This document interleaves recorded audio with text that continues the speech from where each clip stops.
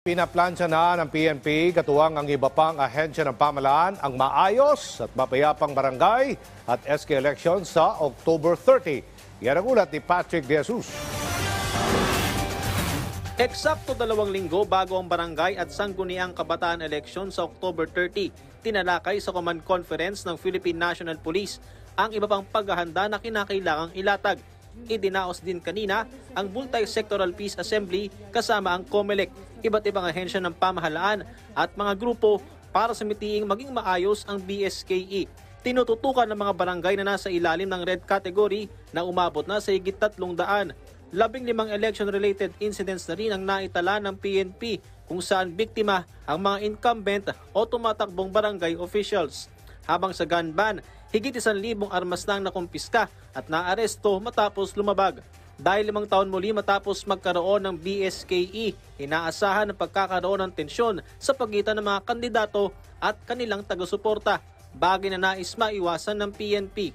That is part of the job of our PNP being part of the commission by the or deputized by the COMELEC. So kasama sa trabaho namin yan to make sure that these things will not happen in the respective areas. Those areas na nakikita namin na may mga possible na tension, additional police personnel will be placed there.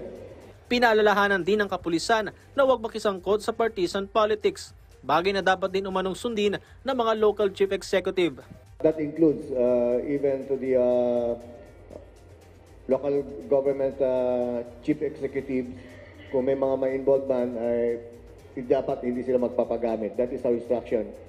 If there are merong mga individuals or private chief executives na involved, so far we haven't received any report as to that effect.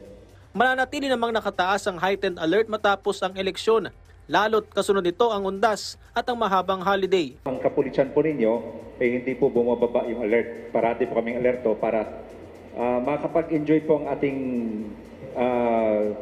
ang citizens natin ng kanilang holidays. So kung titignan po ninyo, it will be a very long weekend this end of the month. So ni-remind po namin yung kapulisan namin na huwag ibaba yung alert nila at patuloy po ang pagbabantay na gagawin nila para ma-maintain po natin ang peace and order sa kanilang respective na jurisdictions. Ayon pa sa PNP, bumaba ng 8.4% ang bilang ng krimen hanggang ngayong buwan sa tulong na rin ng mas panigting na seguridad na ipinatutupad. Patrick De Jesus para sa Bayan.